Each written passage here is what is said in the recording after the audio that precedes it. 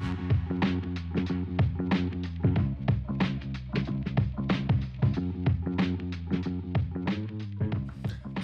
and welcome to The Dive, presented by Dash's new puppy, Azula the Fire Lord, by the way. Yeah, Fire Lord He included a WoW title in his dog's name. Isn't it from Avatar, Last Airbender? Yeah. Isn't it literally Fire Lord Azula is just a character from Avatar? Okay, well, what I know that term from is from World of Warcraft. So the fact that it is used in multiple places doesn't really What is matter. going on here? What? I have water for clearing my throat, coffee for energy, a smoothie to fill me up, and this to taste good. I like how you haven't drank any of the smoothie, by the way. No, there's a little. It was up to the brim. They gave me a lot because they like me. Kobe doesn't get as much in his. Anyways, Firelord Azula is a weird name given her character arc. Don't want to spoil anything, but she's a villain. And naming your puppy Azula, Especially a golden retriever, which just can't be a villain. yeah, it's a golden retriever, and Azula is like, she is out there. She has trauma, family issues. She is a pretty horrible person throughout the show, which is just weird to name your dog after. Well, There you go. Now you're flaming Dash's dog. No, I'm blaming his naming choice. The dog is great. Okay. in WoW, what do you even get that title from? I don't remember what you get forget. it from, but I know that it's one, and I had it. You I don't don't remember. No. Damn. There's way too many achievements in that game, man. Dude, this is a sick opening we just had to this show. Is something happening this week in the LCS? I don't even know. Is anything going on? What a sick opening we've had. By the way, this is episode 4 of season 6. we haven't We gotten didn't there get that yet. out because it got immediately derailed. Team Liquid 1 lock-in. The LCS is officially starting this weekend. Cloud9 is here. TSM is here. Golden Guardians Wow. is here. It's a great week. Let's stop talking about it. Saved. That was a good save right there. Honestly, though, as far as some of the conversations, circling around for social, again, we've just risen this debate of LEC versus LCS. Both, we've had coaches with quotes that, by the way, I heard they were not coordinated at all, but they both got posted at the same time. Guilhoto over here for LCS now, talking about how the LCS is more competitive, as in, and he clarified that it was, closer together.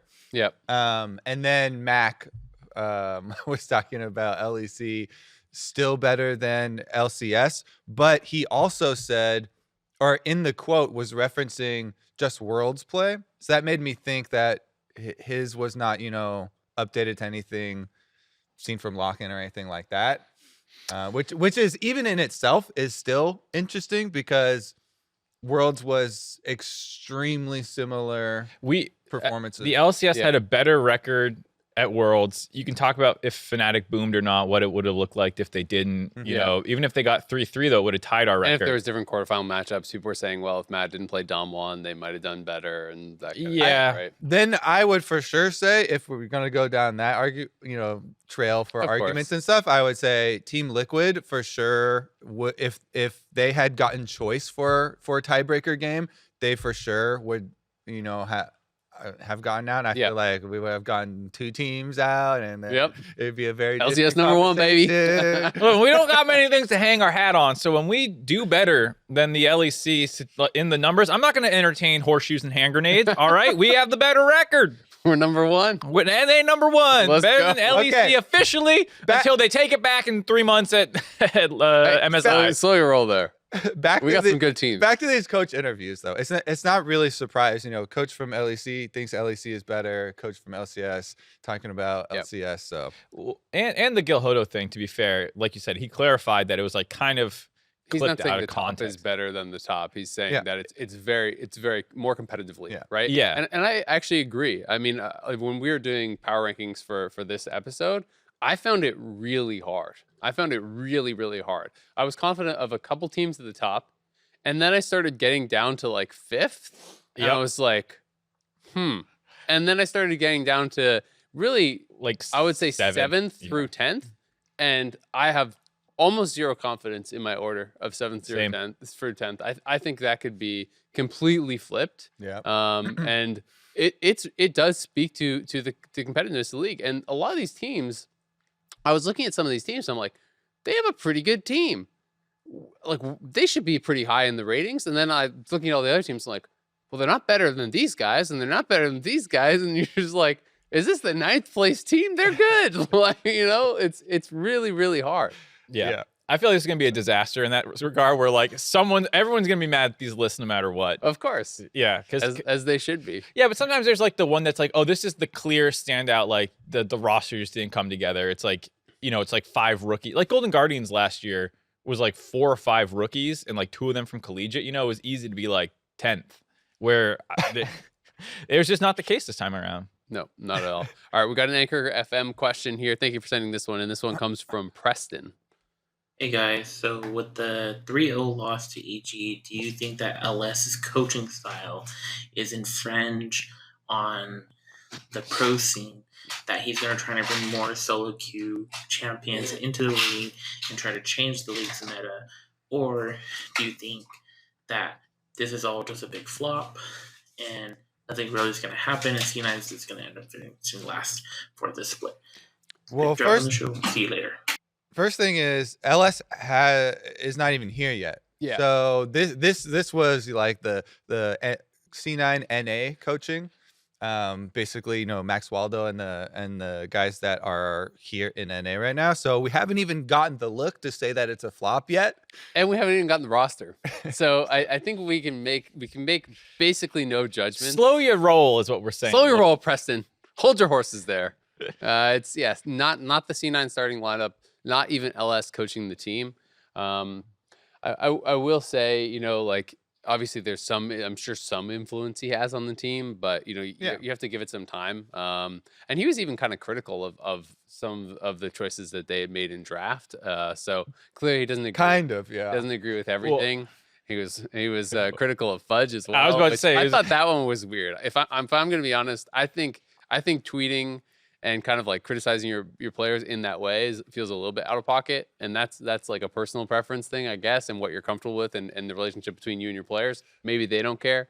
But that one felt a little bit weird, the like Fudge criticisms of like, you know, it was kind of the argument between him and RJS on a thing, and it kind of went to, well, Fudge just misses his CS uncontested on TF, and you know, he's autocasting his E on Lux. So he's just like basically saying, you know, Fudge has nothing to do with what his opponent is doing. Like he's kind of just bad or playing bad. Yeah. I think like, you know, I think Fudge knows he didn't play that series well. It's not like, oh, shocking revelation when you're getting slammed in lane from level 1. Tweeting it. Yeah. I mean, doesn't feel good. Yeah. Either way, the Cloud9 roster was not under LS's influence that much, and it wasn't even their main LCS squad that they wanted to start. You still have Darshan. I think there are points about this squad that you can be like, oh, Fudge mid is looking a little slow to start potentially. That's going to take some time to ramp up, but that was the case with him in lock-in last year. So I think people take it down a notch on some of the teams that we know are more developmental or going to need a slower start. What's funny is I would also apply that answer to our first section of the social post from the coaches, because the beginning of the year is the worst time, or maybe the easiest time, to make sweeping regional judgment statements. That's why it's the best time. Yeah, before you can be wrong. And be like, oh yeah, you know, LEC is better for sure, because we're not going to play for,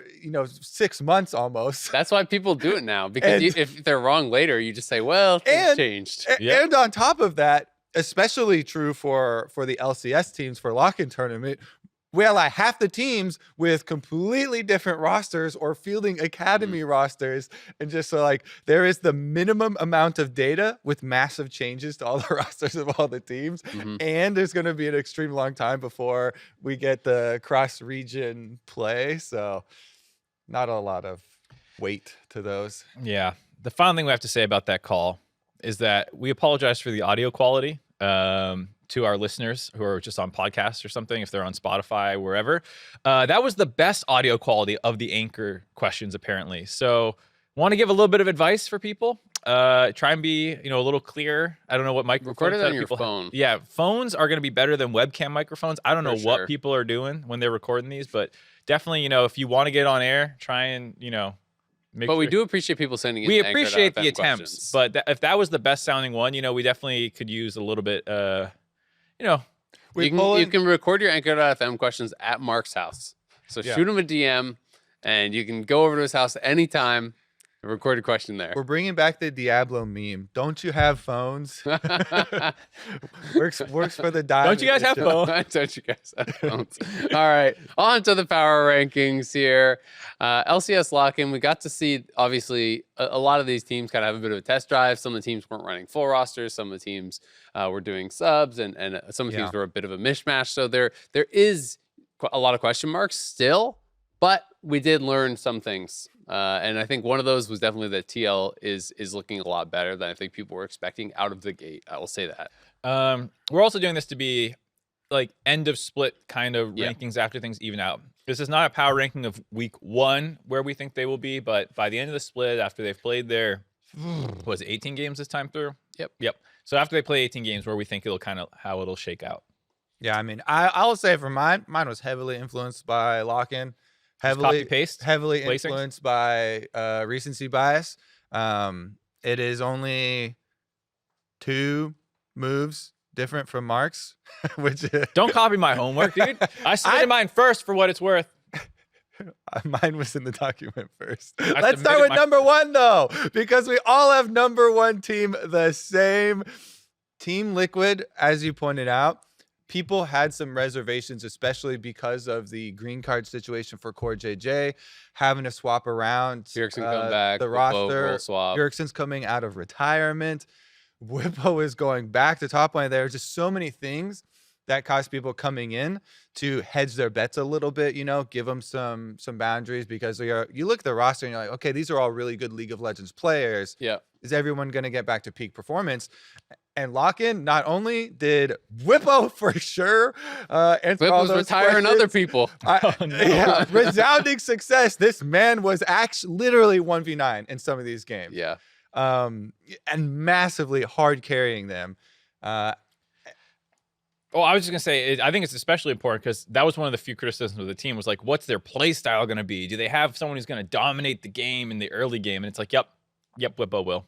Don't worry. He was amazing. But then, as it progressed in the finals, it was really a team win. I was much happier for Team Liquid with their finals performance. I mean, obviously, it was also a 3-0 versus EG, who are undefeated, so that's very impressive. But all the rest of the members of the team stepped up. You had a hard carry Hansama game. They put everything into Jinx with double supports, you know, playing Zillion and stuff like that as well. So this made me so confident in Team Liquid. Not only do we also have the, I would say, pretty decent chance that they figure out the green card issue and Core JJ gets to play with Hansama and Bwipo. So I think that puts a really high peak as far as projecting for this team. Yeah, I mean, it's definitely interesting. You know, when we talked about pre-lock-in the teams, I already thought this team would end up first in spring split. I just didn't think that they would be first in lock-in, right? I thought that, you know, just the amount of talent on this team with given time, they would be really good. But Bjergsen really surprised me. He looked way better than I thought he was going to be right out the gate.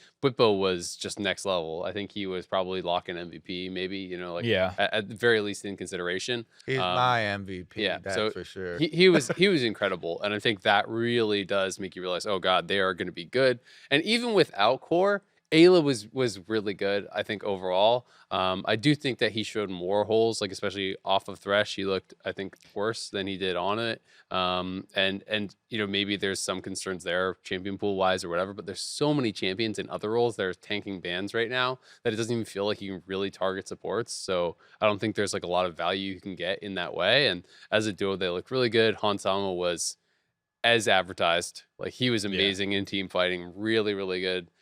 Throughout the mid and later stages of the game. So I think TL is extremely promising, and if they get Core back, this team is going to be so hard to beat. Yeah, the only moment of weakness they had, I guess there were two, which was like the first loss to EG, but even that one, it wasn't the Ayla Hans roster, it was Jan. And, Core JJ, and even then they should have won that game. They had Baron, they were pushing Nexus or an inhibitor, excuse me, and then they kind of through. They had some questionable builds and stuff like that. The other moment of weakness was the Dignitas series, where they just didn't look that great. River is too good, man. We'll get to this later. We'll get into the Dig topic later. But there is a big question mark about like, well, is Dig actually just like good in testing them versus like, oh, are they underperforming versus Dig? So that was the only other thing. But I think, like you said, once Core JJ shows up, it's like, well, this team's just gonna I don't know. I'm almost a little worried that it's just going to be like that. They're the best team. And who's playing for second, who's joining us at Worlds, kind of vibes. But and you're saying that now, but like even go back an extra week in lock-in tournament and back to time EG's undefeated. Yep. And coming out of that previous series, Team Liquid looked like terrible. Bwipo had to hard carry them. Bwipo had to even switch champions because he couldn't carry the whole team hard enough on Graves, even though he was massively. Give me the GP. He was the best performing player in that game as well. And he's just like, I can't carry these.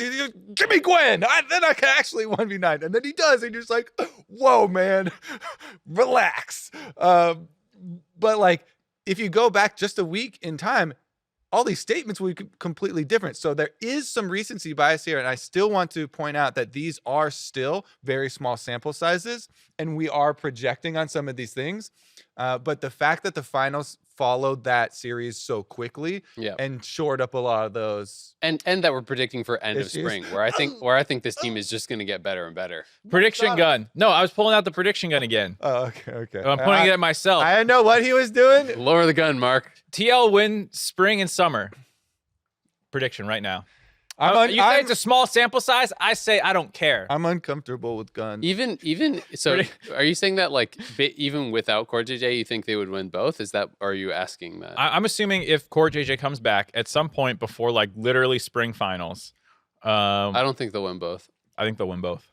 I think that they could like. There's enough other good teams here that I think it's really hard to still just win everything.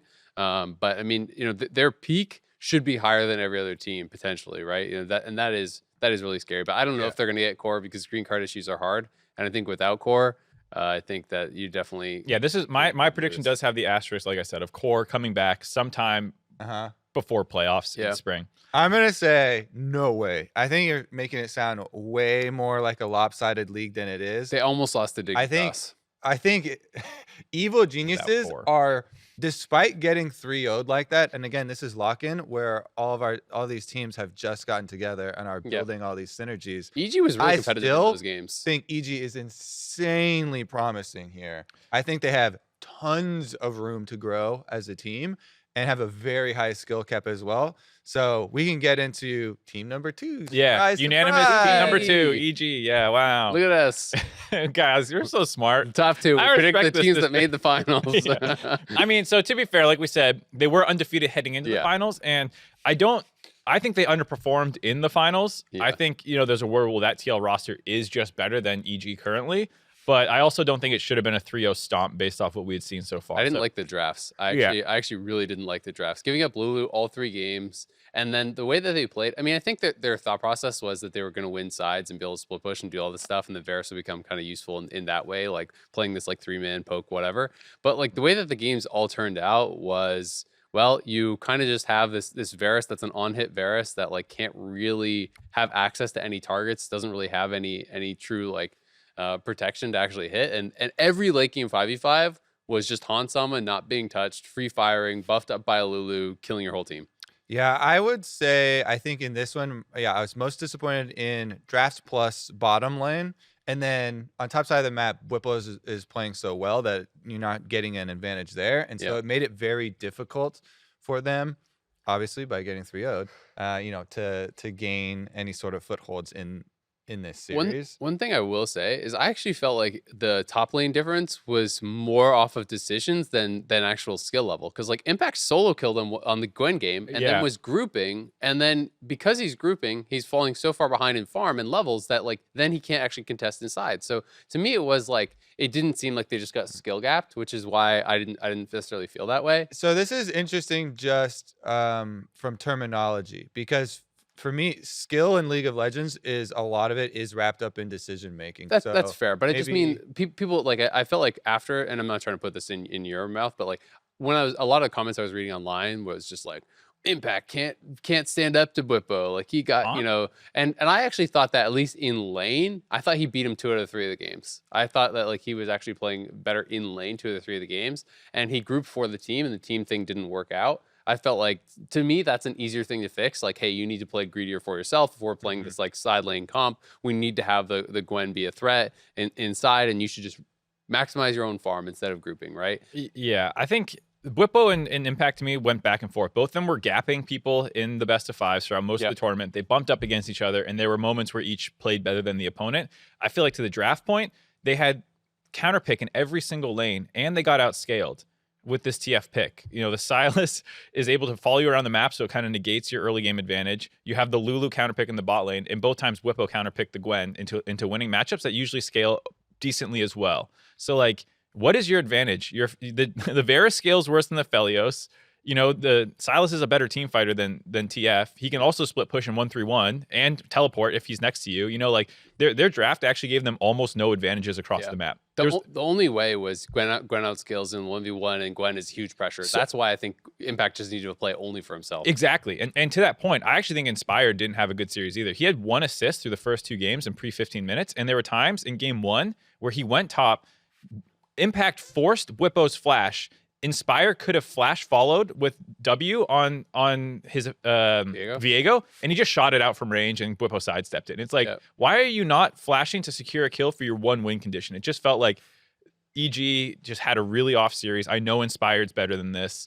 I know their drafts can be better than this. And in game 3, they should have won, but they threw, you know, which is why it gave me some confidence to say EG kind of underperformed this series. There was also another really close moment I think it was the same Viego game. I can't remember if it was game 2 or they died 3v2 in a dive. Well, there was that, but there was also a river fight where J4 ulted the Viego, and it pushed, and Viego got ulted. Oh, he couldn't get his soul. He was on top of the soul. He got ulted, and it bumped him to the other side of the Cataclysm, and then he couldn't click on the soul in an incredibly close river fight that then went the other way, where like if he got that reset and could just R spam, he probably cleans up that fight.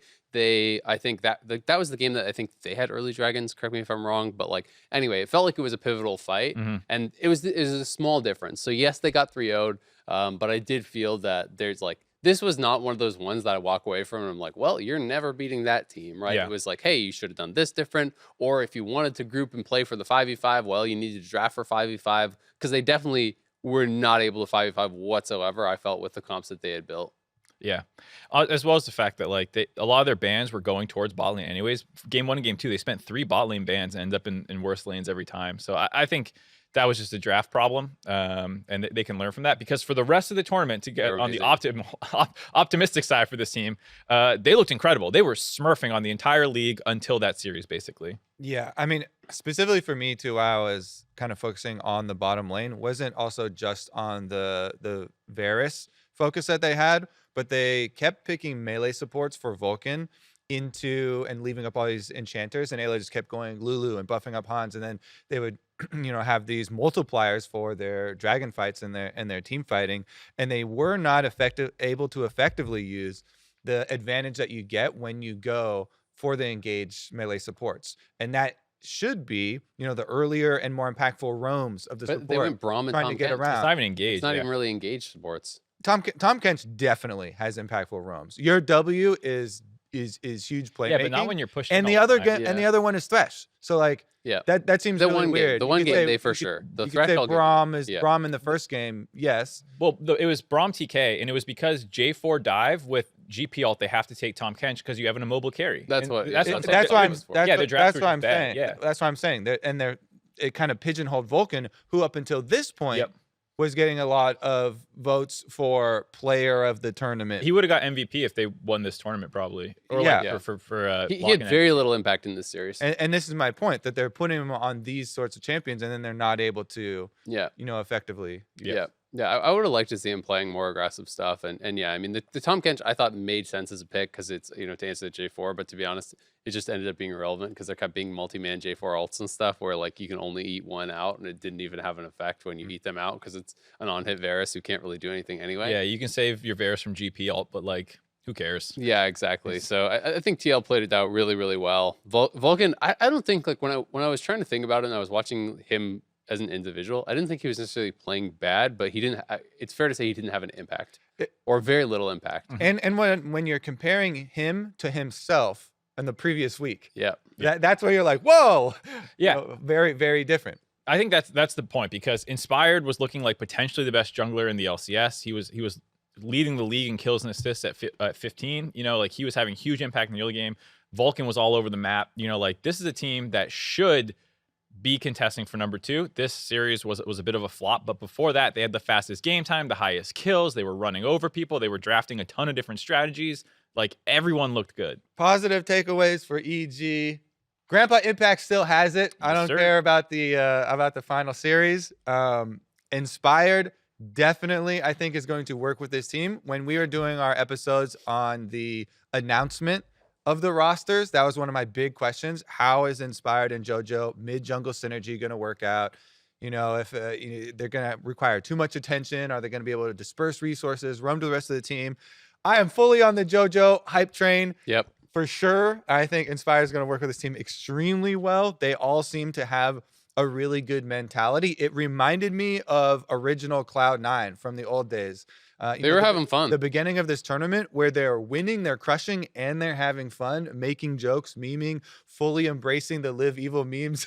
Vulcan went really hard with those. The scheduled tweet was hilarious. He even ended up deleting one of his tweets. So he's like, okay, I got a little, carried away with the live evil style, but that I'm definitely already poised to just love this team, and I think that they're gonna be incredibly powerful. On that point, like, the post-game thread for that was like, there's a lot of players or people who were just happy for TL winning and stuff, but all the comments beyond just like, good job TL, were like memeing JoJo and all the smack that he talked. I think that's great, because like, how much less interesting would that post-game thread have been and all the stuff if he hadn't memed Bjerg, if he was like, what's so special about this guy? Like, all that stuff contributed so much, and you just know for the entire year you're guaranteed like locker room material from them. Yeah. And like, as long as he keeps it up, I hope he does. He's gonna keep it up. You know how I know he's like he just never tweets again.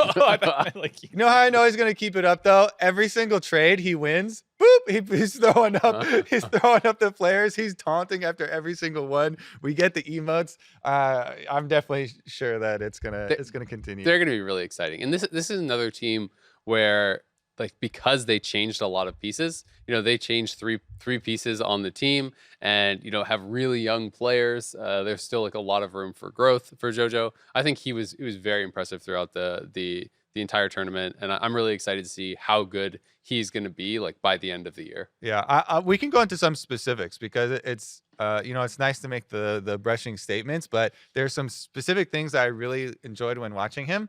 When he gets attacked by multiple people, he's getting support ganks, he's getting jungle ganks at the same time. He's really good with his movement. And that's incredibly important for mid laners, is trying to dodge and absorb some of this pressure that comes through. It's not like people were not trying to, attack their mid lane and try and take advantage of, one of the young players. I thought he dealt with a lot of those situations really well. And he also played aggressively very well when he had jungle pressure. The Yasuo game where he's got confidence, he's picking the Yasuo into it. His level 1 against Fudge was so good. He just started and just was dashing through the minions and just going at him. And then they get the kill when they bring jungle as well with Inspired. I was like, oh my God, this is definitely going to work. So like, the mechanics are definitely there. Yes, I think there were several times, especially in the later series, where just late game lane allocation of champions, where they're each going, trying to play some of the approaches to the team fights and stuff too. All that stuff can get wrapped up in review and coach and stuff like that. Yeah. So I think what he does have, I'm definitely on board with, and I'm sold by the coaching staff now as far as the mechanics and just the instincts, I would say, because mechanics is also another one of these terms that it's got the killer instinct. It's imprecise. Yeah. All right, 100 Thieves, they were our number 3. I had them 4th, so I had them a little bit lower. You guys still had them on 3. Our first disagreements. Yeah, I mean, very minor, but they had a very disappointing showing, I think, overall. When you consider the full thing, everyone was kind of willing to like forgive the loss to FlyQuest, I believe it was, right, in the group stage. But really, at the end of the day, it was like, what was their body of work in lock-in? They beat some academy teams and then got beaten by Dignitas in knockout. Yeah, they didn't beat a single LCS. My job here is done. But you did nothing. that Sailor Moon meme. So how do you guys feel then? Because you guys still had them as number 3, right? Like, do you just think this was just like, this was an aberration, this isn't indicative of their skill? I won't speak for Kobe because you might have different reasoning, but at least for me, like I am a little worried about this team. I won't pretend I'm not worried about them, but it's just that there's not a clear candidate for stealing the spot for me. And we'll talk about some of like C9 and TSM and some of these other teams potentially as we get to them. But I just don't feel like there's someone who's clearly better and is gonna make me go, okay, they lost to Dig, but they are still the reigning champs. They should be a lot better than this. Like, there's still a lot of things I'm copiuming on.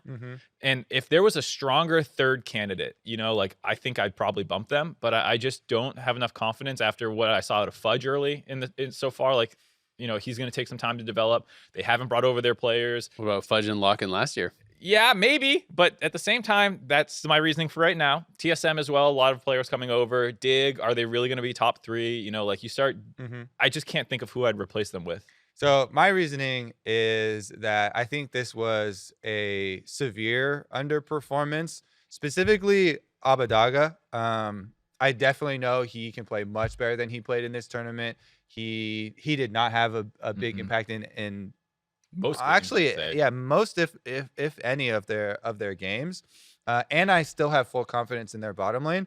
My one thing would be, I am still a little bit worried about top lane for them. I don't think, you know, Tenacity is a game changer. Having him be sub their, you know, part-time top laner or whatever with the LCS team, even if he is dedicated to it, and they're not having him do academy games and stuff like that. Because if you're facing Bwipo on the top side, or depending on how good Berserker is when he actually gets here and plays, Summit? Or excuse me, yeah, Summit.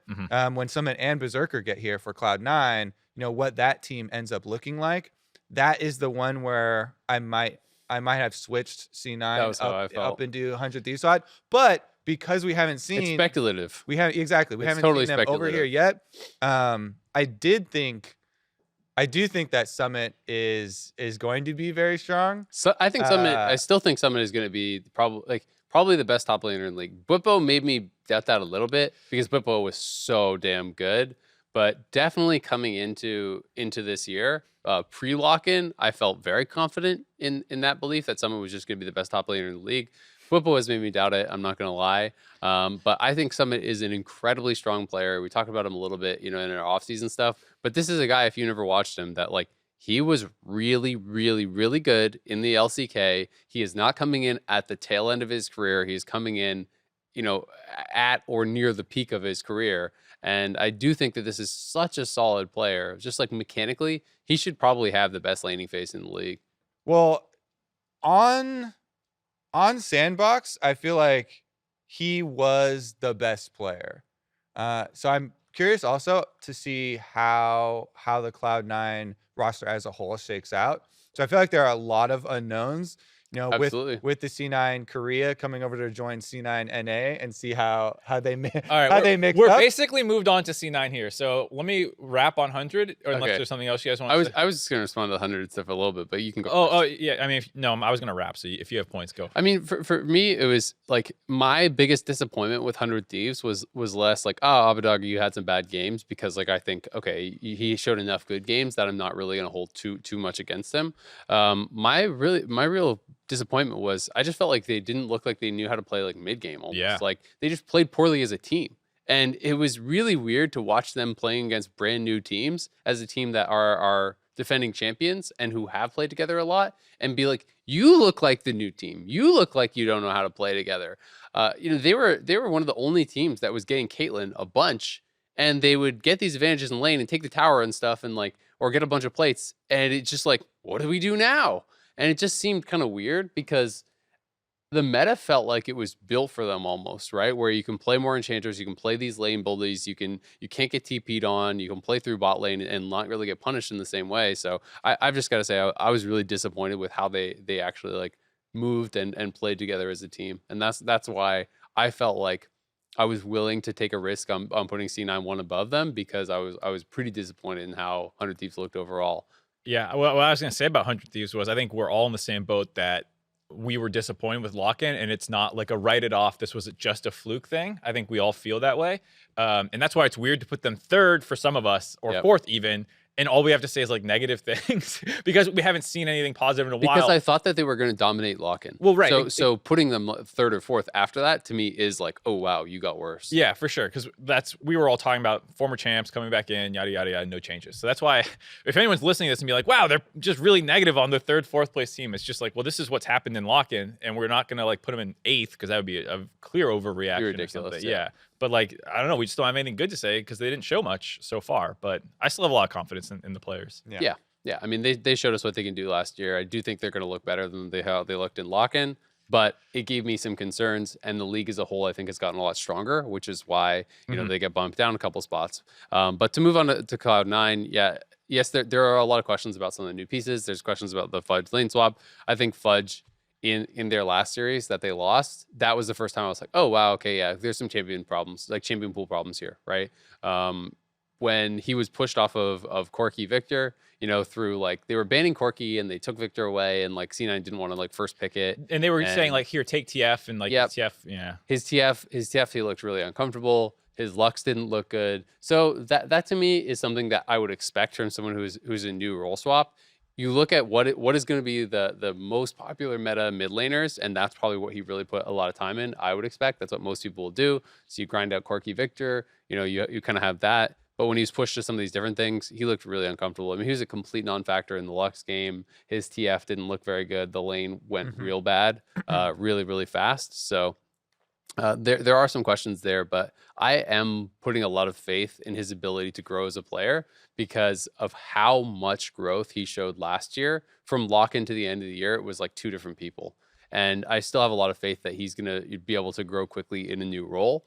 I have tremendous confidence in Summit as an individual. I still have a ton of confidence in Blabber, and I think Blabber was really good. So that is why I'm still like, I am willing to take a risk in betting on them maybe finishing higher than 100 Thieves, because there's some really, really strong pieces. The bot lane is going to be the biggest question because that is the big unknown, right? But Berserker, from talking to a lot of people have very, very good things to say about him and like his ability as a mechanical player. So I'm pretty interested to see, but I think Cloud9 has a really high ceiling at the very least. We both had Cloud9 fourth. Yep. The Blabber point, I thought he looked great, and even when mid lane was a bit of a disaster, he was actually comboing with Darshan very well. And there is the whole language barrier. Is he going to be able to do the same with Summit?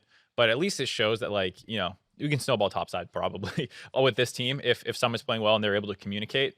I don't know if you want to hop in there because and the reason why in moving this basically our third and fourth place teams with 100 Thieves, I edged 100 Thieves up because the areas that I was more confident in and the areas that needed improvement, I thought were in better places for the meta, because I feel like, and as funny as that is, Summit, as far as one of the new pieces coming in, is one of the areas where I'm most confident, the jungle top. However, it is difficult to win through jungle top.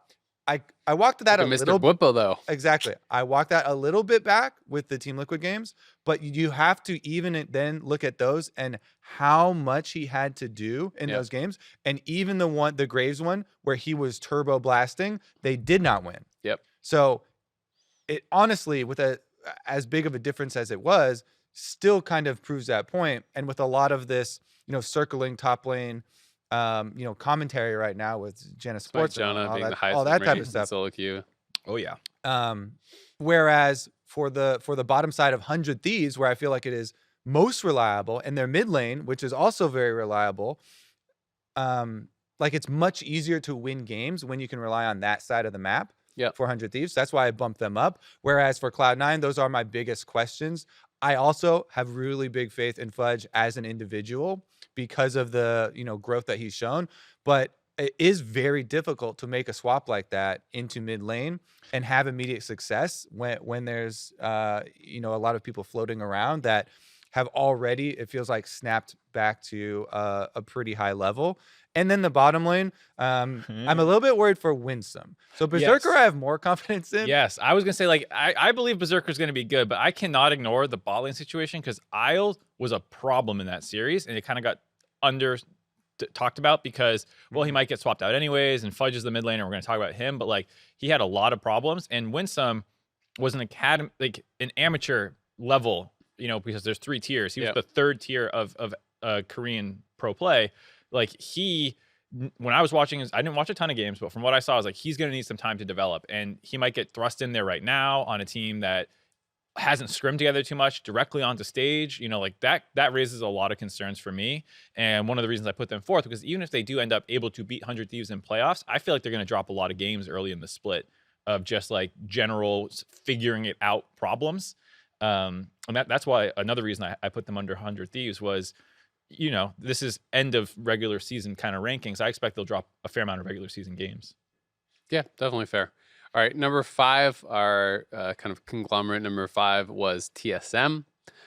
This is where, to me, it started to get a little bit harder, because TSM, I think, is an even bigger question mark than C9, because like Keiaduo, we know even less about. I will say it's been really fun watching him stream. If you The most fun. he is hilarious. So for TSM fans who are like, You want to die? yeah, for TSM fans who are like, well, we lost all our big players. We don't have any personalities anymore. You need to tune into this guy's stream. He is hilarious. He's just absolutely popping off. He was playing all these Lee Sin games, and he was just like talking about who's the best Lee Sin on TSM, and kind of just like joking around with Spica and stuff. And he's absolutely popping off when he's having good games, and also really positive. I was watching him play a mid lane game where his team was just doing horrible, and no matter what would happen, he'd be like, my fault. Like he's like, it's mid gap, not jungle gap. His chat is spamming like jungle gap, support gap, because he's getting roamed on constantly. He's like, mid gap, I should have known, and just like it was kind of joking, but it was also like really strong mental, and his team's trying to spam FF, and he in chat, he's like, mid gap, sorry, and like whatever, and he just kind of like almost was the like cheerleader for his team. And it was kind of cool to see him like stay really calm in a frustrating game and actually end up coming back and winning. And he just had this huge pop. He's screaming when they're winning the game.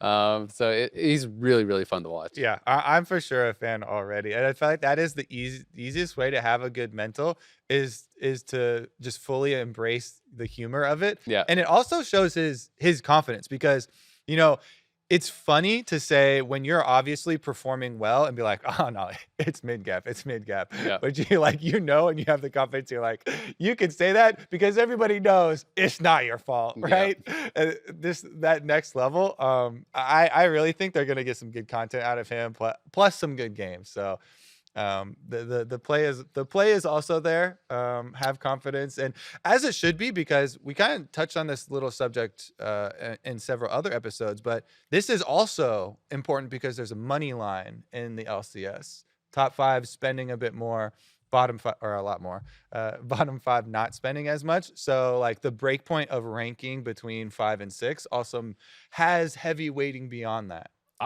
One small thing, it's interesting because it's like top 5, bottom 5, and I've always said this too, and it really was making me think about it. Like I would think that TL spent multiple times more than TSM though.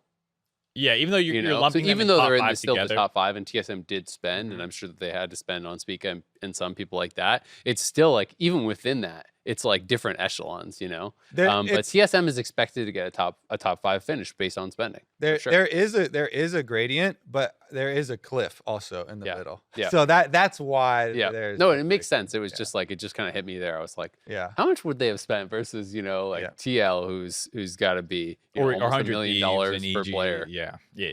On the TSM point, I was the -1. I put them 6. You both put them 5th. Yep. One of the reasons was I'd speak on Hotline League on Monday, and hate that guy. And he told you to.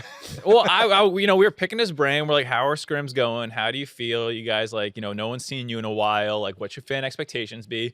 And he had nice things to say about his teammates and everything, but he definitely downplayed like expectations out of the gate.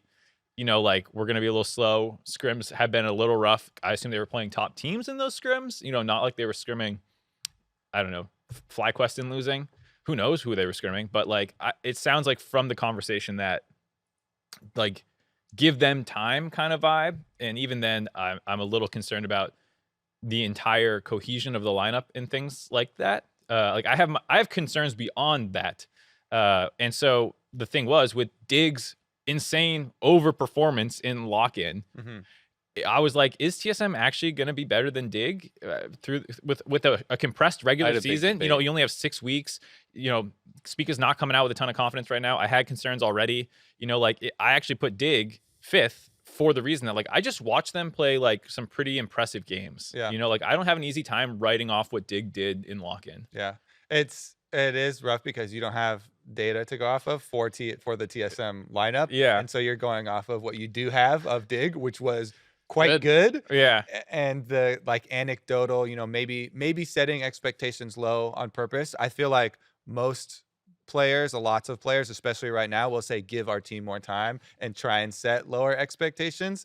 As far as the team synergy camaraderie point, from watching the streams and all of the streams, you can hear the other players on the different TSM player streams because they are all just shouting and memeing and laughing and like, you know, Tactical was already previously played with Spica and was really good friends. Yeah. And they're all, it just feels like they're getting the whole group into that like it's a really good vibe meme mentality. As much as we're touching on the EG, you know, them fully embracing Live Evil, TSM are fully embracing, you know, Zoomer memes and going my synergy point, really hard down that path. My synergy point is less about, oh, they might not get along in language barrier, but more like, what's the team actually going to do? For most teams, when you show me the names on paper, I can come up with a play style I think they'll do. There's a lot of question marks here, but like Huni is going to be the PowerPoint early on. Spica's talking about how Keiaduo does not roam a ton. He's pretty lane focused. He was talking about how he's like Chovy in the sense that he only cares about his lane. You know, you have Tactical who was paired with Core JJ and they could win lane, but I don't know if that'll work with Shenyi. So like, I have questions not just about, you know, individual talent, but like, is this a top focused team playing through Huni and then they scale with Keiaduo? You know, like these are the kinds of things where I just can't even speculate, where I watch Dig play and I go, I get how they play the game kind of thing. Yeah. I mean, for me, I have a lot of confidence in Spica still, right? Yeah. Like he's reigning MVP. This is a guy who I think was able to dominate last year. And, you know, from what I know of Shenyi and from what I've watched of Shenyi, like he likes to play aggressive roaming champions. And I think that is a really strong pairing. So, you know, I've heard similar things about Keiaduo, that he likes to play pretty lane focused. So to me, I'm already imagining, you know, a world in which it's like Spica and Shenyi are roaming and playing towards mid and using that to like kind of open up the map, right? And you kind of go from there. I see much more of Tactical maybe playing, you know, like the Ezreals and things like this. You know, kind of he did that a fair bit on TL when Core wanted to play roaming style, and that was really popular for him for a while. And there was the whole one game last split where it was like 0% duo procs or whatever, one game.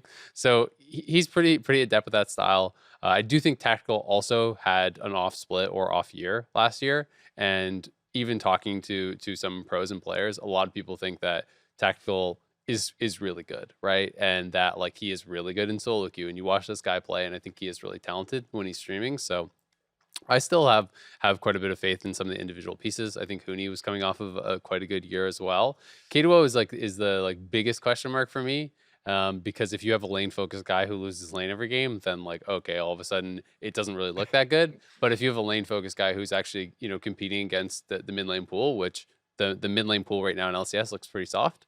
If he's able to actually play well on an individual level, then I immediately see the play style of just playing through him with you know, with roaming supports that are pretty popular right now with your MVP jungler. Yeah, I think from what we've seen, or what Spica said, what I saw in my VOD review, Keiaduo is a very good laner. Yeah. It's not much of a concern about that versus like, well, what do you happens do when he after? gets targeted? Is he going to communicate with Spica well about this stuff? And the Huni point, you know, we talk about mid lane being soft. Top lane looks really hard. Jungle looks really hard. Bot lane looks really hard. And so, like, okay, Bwipo, you know, someday, Summit, you know, like, is Huni going to even be able to get significant leads game over game against the other top teams, top laners? And then bot lane, these same kinds of questions crop up for me. Yeah, I think for the very least, Huni answered a lot of questions about being versatile, because one thing that wasn't highlighted for him was he played tanks, he played split pushing.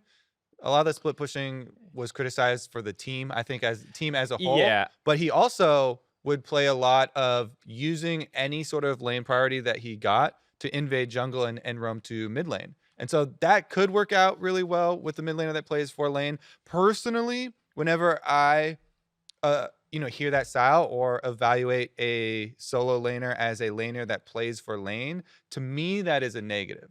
That is not a negative for everybody. For me, I feel like if you're looking at the pinnacle best way to play League of Legends, you need to have dynamic and fluid lanes and really embrace the roaming around. Maybe now more so than ever, with solo laners being extremely Janna heavy. Roman. But think back to even the last few years. Some of the players that we have talked up the most over the last few years of League of Legends at Worlds, Doinby, Caps. Oh my God, his best game is when he's spending 50% of his time out of lane and affecting the rest of the map. And even if you think of your solo queue games, when you get destroyed the hardest and you're raging the hardest, everywhere. It's like, why is this other person in my lane? It's because of roaming. And of course it's very hard because you have to be efficient with your roaming. If you're roaming and you get nothing done, big flop. But that's obvious. Yeah, I don't really have any complaints about Huni as a player for playstyle stuff. He's shown over his very lengthy career at this point that, like, if Trundle top is the meta, he'll do that. If it's Cho'Gath top, he'll do that. Lulu, he can play everything, and I think he actually can play every style. I think his tendency is to call the jungler top and want to be a little selfish in that sense, but I don't think he's like limited in that way. He wants to kill the guy. Yeah, he wants to kill the guy. And my bigger question is like, well, can you do it now? No, not like I have a problem with that idea. Yeah, you don't always get what you want. Yeah, I mean, it's one of those things. Like, I agree with you in theory that individually there's a couple top laners that I would expect to be stronger than him. Mm-hmm. I think that Bwipo and Summit are likely to be a problem for everyone, right? Mm-hmm. If Bwipo is playing at the level that he played in Lock-In, Bwipo is going to be a problem for everyone. I think that just on a player skill level, Summit is going to be probably a problem for everyone. Beyond that, Huni can have his games against Impact. Huni can have his games against Someday. Like, these are players that he can have good games against. Even if there are players that, like, on average are going to be tough for him, Huni is such an aggressive, crazy player that, like, he finds ways to have impact in games. And I think that's one of the kind of fun things about him is he's such a confident player that he puts people in sometimes uncomfortable situations by, like, playing in a way that they don't expect, or playing in a way that's like disrespectful, right? Almost where he's just going to pretend the jungler's not there. And if the jungler's not there, well, you're maybe going to get boned in lane because of it. So it'll be really fun to watch. A lot of question marks for sure around C9 and TSM to kind of like round out the top 5 though. All right, on to Dignitas, baby. The party bus is back. I thought we were doomed, after the party bus breaks down mid-year always. Let's do some history, though. That's some old parts. Let's do some history. If people didn't pay attention all of last year, Dignitas had this power curve where they did a very similar start to this year. We're like, oh, rate them very low, everybody, and then just surprise everyone, and they're coming out winning all these games, and they're doing it in style. Dardoch literally is playing a different jungle champion every game for like 12 games in a row. They kept it up almost. Yep. And then they made roster swaps themselves and just dropped off a cliff. And so the story kind of died. But now I feel like it's been revitalized this time around with another new roster. And River especially I already have a new, jungle idol for North America. This guy, he plays to the lane states of all of his lanes and the win conditions of his team, but also thinking about what the opponent team is going to try and do in the early game so well. Yeah. And he doesn't waste time doing it. He plays all these mind games around the vision that he has and that he knows that the opponents have. It's just all of those things as a jungler that made a lot of us, want to be junglers in the first place, where the kind of spy games and the information games and those types of mind games, plus he has the aggressive factor where he's constantly ganking you. And for the extra seal of approval, in case people are still doubting, I thought the Core JJ tweet was so good because Rivers only played, a few series here. And this was right after he got over here on a plane. They had 2 days of practice. Boom, he's immediately playing with his team. And he's working around the lane so well that Core JJ is like, wow, it's so nice to watch a good jungler know what to do. I liked all the memes where it was like, he obviously was just complimenting a player, but I liked all the memes like insinuating Santorin. that he's blaming Santorin, what about Santorin? He's not a good jungler to watch. And then after Santorin had a really good series, he tweeted, I love watching a good jungler like Santorin. Yeah. Because you're immediately going to think of, well, who's the player in that position on your team? Yeah, and especially for jungle, which is the most, criticized. It was just really funny. I don't think it was a shot, but it was like easy to read as a shot. So it kind of just became fun. Yeah. So I was going to put Dig 5. I think the things that sold me on them were less the river things. Like that was great to see. And I was concerned that there's been some junglers who come over and we don't know how great their English is and they kind of disappear. Like Levi did that in Academy, and there's been some junglers where it just doesn't quite work out. So seeing him work out was good, but the bigger thing was the fact that Bio and Neo didn't suck and Blue didn't suck. Because I think coming in, that was the community perception. That was my perception that they were going to be bottom 3-ish, bottom 4 in those roles, you know. And then it's like, okay, your jungler's fine. Community but like, perception was Blue with 10th. Yeah, I wasn't quite as negative on Blue, I think, as some other people, but like I still had like bottom 3, bottom 4 in all your lanes in every position potentially. And that's not the case, it looks like, so far. It's again, the small sample size thing you were talking about before, but I've seen enough now that I feel relatively confident being like, all right, they're more middle of the pack in every position, and maybe River is actually like a top 3 jungler. And then that's why I'm like, maybe... I think for sure he's top 3 at least right now. Yeah, well, I would... Right now, I'd say maybe higher. number 1, but like, you know, I'm just saying over the course of a spring split, I'm like, wait, this team actually can compete and take games off top people. So that's why I put him 5th. And the explanation for Blue's performance last year like feels more validated now that he actually had a good performance. You know, having I was worried it was an excuse, right? Yeah, but saying, you know, like, hey, if you're not healthy, if you're struggling with health problems, it is very difficult to perform at your highest level, right? If you're struggling with health issues on a day-to-day basis, you're going to practice worse, you're going to feel worse, you're going to perform worse. And it's good to hear that he's healthy again. And hey, like if this is going to be the level that he brings into LCS, he had some really nice moments. He had one of the coolest. I mean, he kind of got outshined by the JoJo Baron steal, but he had like one of the coolest Baron steals of the entire thing, like which was one of the kind of those highlight plays with the Zoe, like the R flashed into the pit, smited away with the paddle star too. He had some really, really good moments, some shining moments. To play Negative Nancy a little bit, I'll pose this question to you guys because River only won games when he was on J4, right? And so I did talk to some players and some other people, and their criticism and their take was, hey, yeah, Dignitas has a really good early game, but like they got no clue what to do beyond that. So do you think that is valid criticism? If you can just kind of like say, all right, well, if you're only an early game team, well, J4 is the best early game ganking jungler, we're going to take this away from you. What do you got now? I still thought his Diana game specifically, I feel like this is just people looking at the results of the games and not watching the games themselves. Well, this was from scrims. This was their analysis based on scrims. Because if you watch his Diana game, which is a completely different style of jungler, he has the perfect Diana opening. He literally gets through full clear, super efficient gank on the top as well. Recall, got the extra scuttle crab, then he gets dragon as well after playing off bottom, pushing in, then he gets the rift herald as well. Like you get 2 full clears, scuttle crabs, and neutral objectives, and then you get to 6 on like a sweet power curve for Diana, and then he's playing the team fights with a Diana Yasuo that doesn't really take a lot, but like, you know, people hit your R buttons when they're grouped up type of situation. So to me, that's where I was really like, okay, this guy is he's the real deal.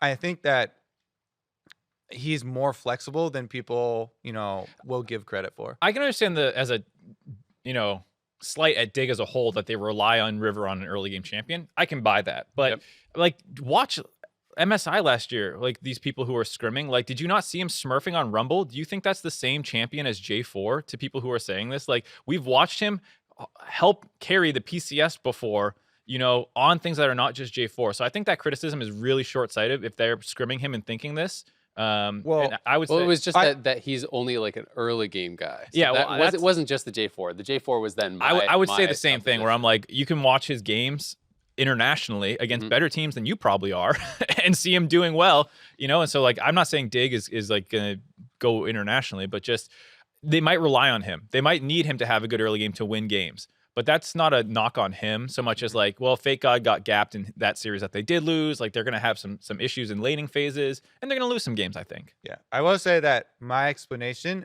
answers the champion question. Yep. It does not answer the Dignitas as a team playing out late game question. And I will say the late game point though, 100 Thieves had a worse late game than they did. When we were talking about 100 Thieves being worse than these new teams, I'm watching Someday on the Fed Gwen group for 5 minutes when they have no CC against an Ezreal. Neil's just like boink, boink, boink, boink in these late game fights. And I'm like, all right, who am I going to criticize late game here? Dignitas? Neo team fought really well. He was nuts. And so, like, you know, some of these things, like, yeah, their late game is probably not, like, immaculate, but, like, I don't think the rest of the LCS has immaculate late game right now either. Yeah, well, especially early on in the year, Yeah. right? And the question is just where are you going to get to? And Yeah. to be clear, this isn't necessarily, like, my point I know. of view. I'm arguing. I just you are the vestibule I'm I just think targeting it's at. interesting, right? Because Yeah. it's interesting to hear these different takes and to hear people saying, "Hey, like they're really bad in scrims at these stages and stuff." So I'm going to be really excited to watch this team.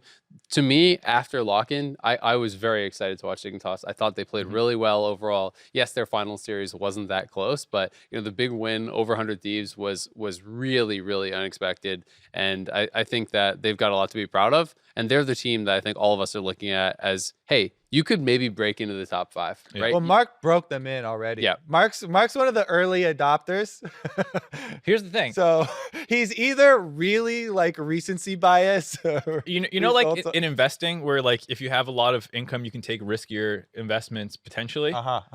I have so much community goodwill that I'll just I can int it into like it. a couple I like it. Dignitases, and if one of them pays off, you know, it's the hot hand fallacy or whatever. Well, and it's interesting. So in our Mark is cash rich right now. Yeah. TSM, our aggregate was 5.3. Dig, our aggregate was 5.6. Then we have a pretty significant drop Yeah. to our next. So clearly, everyone feels that the next teams probably can't break into the top 5.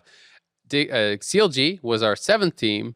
The aggregate was 7.6 overall. So this is where people start getting a little bit more, I can't see it. Well, I put them the highest. I put them 7. at 7.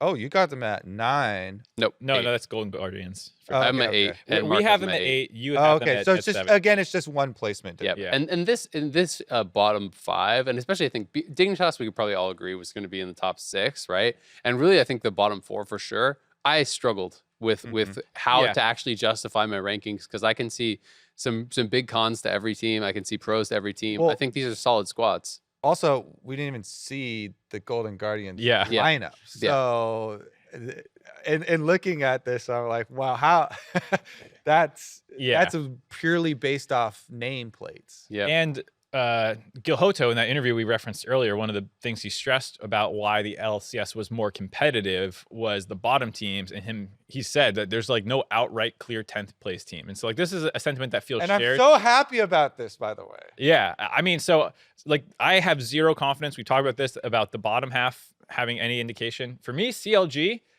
I was really hot on. I think Jenkins disappointed me a little bit. Poom and Luger were what I thought. I thought they could potentially be a top 3 bot lane. They were solo killing or 2v2 killing other teams' bot lanes. Sven and Isles, they were getting FBI and Huhi. No, they didn't play FBI and Huhi. They played was it TL's bot lane they got a kill against too? I don't know. They looked great. They got They a did kill. look They got 2v2 kills against pretty much every bottom lane that they Yeah. did play. Yeah. So like they looked maybe even better than I thought they might. Contractz and Jenkins left a little bit more to be desired. Palafox was what I expected. Some good games, some bad. And I think as a net, I actually ended up a little cooler because I was pretty hot on them before. Well, yeah. Since I have them the highest, I both was incredibly happy with specifically bottom lane individually how they were playing, but also in a lot of the situations where previously we would watch a CLG team just kind of die and give up everything. They never did that. They at least went to fight death head on.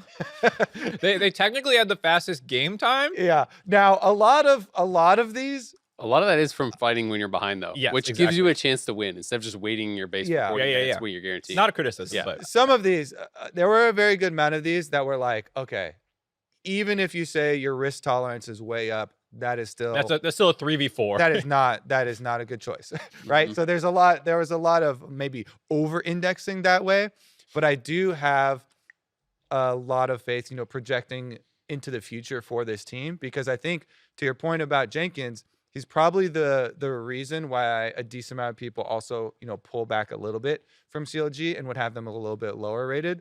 But that is one game of being so utterly stomped that it is going to have a disproportional effect, I feel like, on most people's view on a game that is just, he's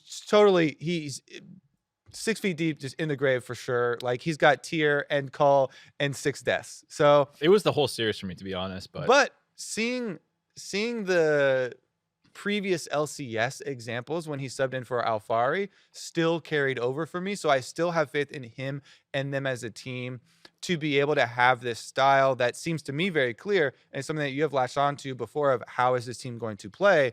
Very clear is going to be a mid-bot team, and Jenkins a lot of the time is going to be weak side top lane on an island, which should be versatile, and that shouldn't be a blanket thing, but that is going to be less focus for the team, and I think that they will be rewarded for putting a lot into Luger and Poom and them playing aggressively, getting 2v2 kills and stacking dragons off bot side. It was just for me like, so I mean I had them 8th or whatever, which is still very similar, but like my big concern really is just the solo lanes in general, not just Jenkins but Palafox too. I felt like when I looked at how Fudge looked against Palafox versus how he looked the next series against Danny, Jojo. Against Jojo, it was like, oh my god, there is a huge, because I thought Fudge absolutely looked way better than Palafox, and then Fudge got absolutely exposed, it felt like, against Jojo. And the fact that Jenkins struggled felt like, so Darshan played well, and this isn't a criticism at Darshan, but it was like you got clapped by Darshan, right? And I do think that Blabber is obviously part of that too. But I just have concerns about the solo lanes. The bottom lane was the most like pleasant surprise for me. I know everyone had been very excited about them, and I am now quite excited about them. And they're going to be fun to watch. But I do think like if this team wants to climb higher in the standings, then they have to have over performances. Other from parts their have to solo step lanes. up. Yeah, exactly. Like you just can't win a lot of games, even though bot lane is really important. If your solo lanes are losing and if your solo lanes are kind of struggling, I do think it's really, really hard to win through one side of the map. As far as the Palafox versus Fudge thing, in 2 of the 3 games, he had significant early CS leads, at least. I didn't agree. I just thought Fudge really outperformed him in that series. I thought it was pretty close. I thought there was one bad game. The Vex game was was good. And then was it the first or the third game that was okay? The LeBlanc game? We can debate it, but it doesn't really matter. I mean, we're in agreement on 8th anyway, as an end point. Do we want to move on to the 8th team based off our aggregates? Yep. It was Golden Guardians, which was one of the more, them and the next team are some of the ones that we disagree the most on. I had them 7th, Azael had them 9th, and Kobe had them 8th. As the Golden Guardians homer or whatever. I mean, whatever you want to call it. And again, it's purely based off of nameplates, and I saw more things that made me sad about FlyQuest and Immortals in the lock-in tournament. And you can't be sad about a team you didn't watch play. If you didn't have data on things that they did poorly that you didn't think they were going to do for Golden Guardians, that's kind of what rose them above for me, because there were some specific things for FlyQuest and Immortals that did make me sad. So again, this is a lot based off nameplates and talking to them a lot around the reasons that they picked up Pride Stalker. So it's Licorice, Pride Stalker, Blaze Olive, Lost, and Olay, for those who don't know, because they played their academy roster obviously in lock-in. Yeah. So go ahead. I was gonna say, I'm with you on the exact reasoning you've done so far. I think I'm probably just a little higher on the nameplate part, because for me, they were 6-6 when they got Licorice on the lineup last year. It was Stixay and Chime, which was like not a great bot lane, and Iconic, which was as someone who was developing. He was his first year playing pro. He came from collegiate. No shots at Chime or them, but just like they were some of the weaker players on the roster. And I would say Olay and Lost, is it much of an upgrade? Maybe not. Pride Stalker, I'd say, should be an upgrade. And so I look at the team that went 6-6 last year. Maybe it's a little bit harder of a league, but I still don't see them dropping to 9th, 10th. I think that they can be better than CLG. I had them over CLG. It's like a little up in the air, but I just don't see this team being one of the worst teams in the league. I just think it's really hard. I had them lowest, I guess, but like this is one I really struggled with, because I do like a lot of the individual pieces, and I had similar thought process as you, but then I just kind of felt like the league got better, right? Yeah. And I do think that there's a lot of these teams that if you stayed the same, you kind of got bumped down. And Golden Guardians, I do think maybe improved some. I think that Pride Stalker should be a pretty significant upgrade over Iconic. I think Iconic was a pretty big weakness, as a more developmental player. I think he had a lot of issues, and Pride Stalker should be stronger. But I have big question marks about, how is Lost Ole Lane going to be? Like, Yeah. I love Ole as a person, and he's been really successful in solo queue, which is exciting. If Ole comes in and is playing like as he did at the best stage of his career, I think this team could easily get bumped up a couple positions, because then all of a sudden, even if the 2v2 isn't amazing for them, He's can, roaming. his roaming can be really good, right? Like when he was on TL playing at his best, he was a good support. Immortals and people too. had him, and Immortals as well. Like, people, I think, kind of have this negative memory of him, but there was a couple of years where everyone had him like top 3 supports, at least in the league, right? Mhm. Like, he had been playing pretty well. The whole MSI thing, I think, left a sour taste in people's mouth, and then it kind of went downhill after that. But I mean, if he's playing at a high level, it's going to be exciting. I am hopeful that Licorice can get back to some of the high highs that he has had in his career, because he was amazing when he was with Cloud9, and then obviously he's moved to some more developmental rosters and hasn't really been able to have the same level of success that he had. But if he can have a good split, they could definitely get bumped up at least a couple spots. And that's, to me, one of the big things is the solo laners for this team. Yeah. I thought Blaze Olive was playing extremely well. He was. And when Licorice joined Golden Guardians, it was like a new He got like a a new billion age solo for them. kills right It was away. it The was more I think about it it, the was more so- I probably should have put them it was so much higher up and FlyQuest maybe lower down. Yeah, I mean it's hard to know because, like we said, this is all still up in the air. But the Sorry, I Ablaze, interrupted you. oh, you're good. Do you want to? That's fine. All right, I was gonna say the Ablaze. It's fine. I'm used to it, boys. I'm just kidding. 2-man podcast now. Just the Ablaze Olive point about some teams getting better. I think mid lane got weaker, and Ablaze Olive was pushing into top 3 conversations last split already. Like, there's a chance, depending on how mid shakes out, that he's just like smurfing on some of these other mid-tier teams that we think might have developmental mids, and he's just like, nah, I'm gonna clap you. Mhm. Like, that's possible.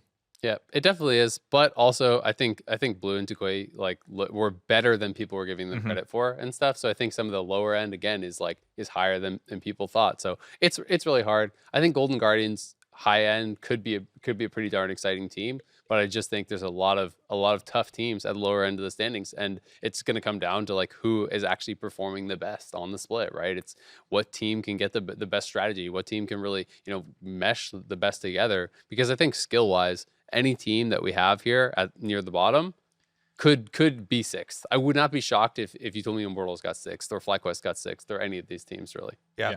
This is why I'm so excited for this year, because I feel like we won't have throw out games that I are going to agree. be useless. Every time there is, yes, an underdog team versus a favorite team, there's going to be this real excitement factor and this real chance of them taking that game, because we do have, to Guilhoto's point, a lot more condensed skill towards the bottom. I think the bottom got a lot better. That will bring us into FlyQuest.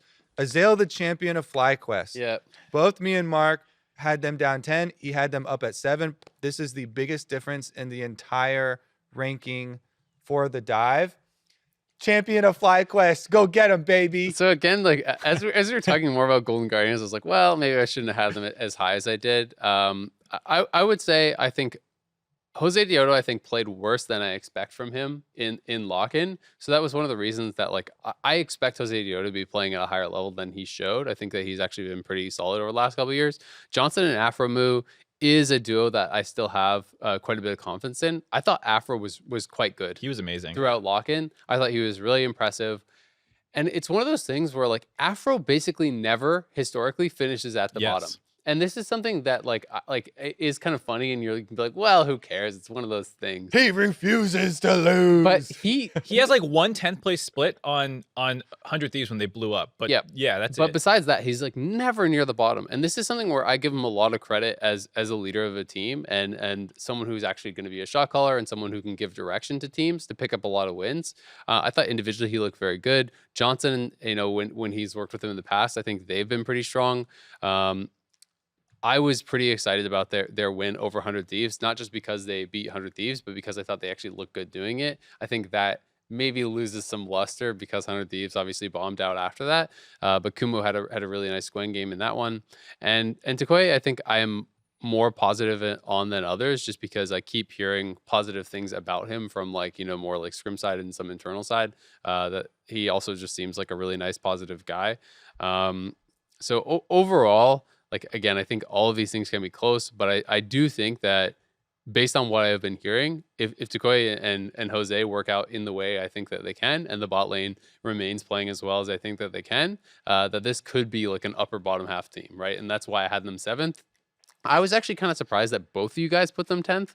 To be honest, I thought that they were going to be somewhere in like 7th to 9th. I was surprised that 10th both is hard spot, man. It is hard, but it's interesting because like they at least got some wins, whereas Immortals did literally nothing. And I guess you guys are just saying, well, Immortals lock-in performance is not how they're going to play. Yep, pretty much. Because everything you said about the lock-in, I 100% agree with. Like Afro looked amazing. He looked really good. He looked really good. But it's like just looking at the nameplates, I'm like, can I really see PoE on 10th place? Like the same thing that you're saying about Afro. I know. Is how I feel about PoE. And I mid feel lane, like we saw it with CLG last year though.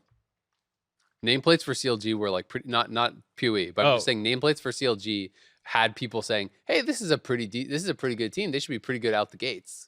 You keep doing this. You keep saying because the Immortals, parallels are there. They're much more like FlyQuest though, with PoE and Wild Turtle, when they literally got second. I see the comparisons both of you are making. I don't care about either comparison. Yeah. I just feel like PoE is too much of a rock solid mid laner to end up 10th. It looks so bad. They look terrible. And it should be his meta, and he didn't look good, which is concerning. And to that point, that's why I said, like, if I'm going off lock-in tournament, absolutely FlyQuest was better than Immortals. But, like, I'm kind of just flushing it down the toilet for both of them. Yeah. And for me, FlyQuest, my concern is just firepower across the board between Kumo, Tukoi, and Johnson. In games where Afro can spoon feed them a bunch of kills, like, maybe it'll work out. But I'm concerned about that. Jose, someone made a comment somewhere about this. And like, they're like, oh, he's cashing in that Worlds performance from 2 years ago, And like the more I thought about it, the more I was like, it's kind of true. Like I still kind of have a high opinion of him more from that than anything he did last year. And so I'm a little concerned about Jose in this lineup as well. And so it's basically like Afro, can he do that? You said the leadership, bolster them up, get this team there. He's the force multiplier. He is. I won't deny it, but I don't know. I ended up between like who's going to carry more, a mid laner or a support. I kind of went with the mid laner. I mean, nameplates. I absolutely agree with you that Immortals has the better nameplates. I can't deny that. Power of Evil has been so good for so many years, but holy crap, did they look bad in lock-in?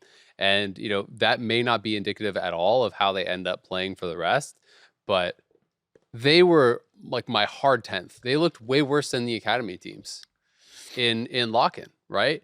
And, maybe again, that gets completely flushed down the toilet. In week 1, they come out and they look really strong and PoE is dominating again. And then, all right, well, joke's on me, right? Like that, they're not going to be the 10th place team. They ended up being 10th place in the rankings, but mostly because I put FlyQuest, significantly higher than you guys did. So that kind of bumped them just barely above it. And I think you game the system. You hate them all so much. You game the system and put very intentional. Yeah, but even if you move them down to 8th, I still don't think it would make too big of a difference because we had Immortals 9, 10, 9. Yeah, I might have bumped them one. All right, here's my last pitch. You get in here. For Immortals. There's such an easy fallback pattern if you are down at the bottom, and nobody wants to be 10th. So they will do whatever they can if they are encroaching on this we're going to be stuck in 10th place situation. You literally just have to funnel all resources into PoE, like Optic Gaming back in the day. Yeah. that will pull you out of 10th. Yeah. Because they tried in lock-in, and they've got this philosophy that I agree with, in trying to build up revenge and trying all these different things. Like, okay, give them some Akali, some split push, some Jace, some Gwen, and they're really trying to embrace that. And lock-in is also a data gathering and, experience gaining environment to do that. And so when it came down to our end of season rankings, I was like, this team has too easy of a plan B to avoid, an emergency ejection here to avoid 10th.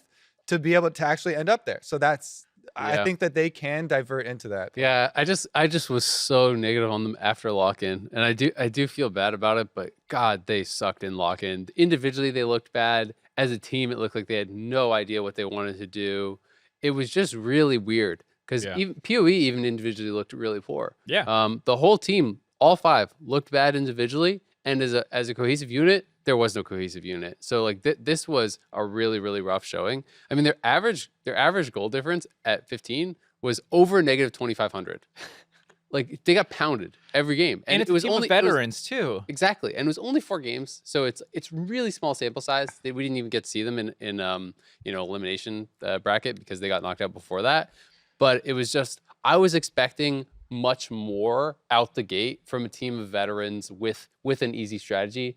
But yeah, that's like the glass half empty. Yours is the glass half full of hey, they were just trying some stuff. They can go back to like PoE, please carry us. And as far as, when we're using stats and data and stuff like this, that to me, that was the harder group. Like they only had 4 games. 2 of those games were EG and TL.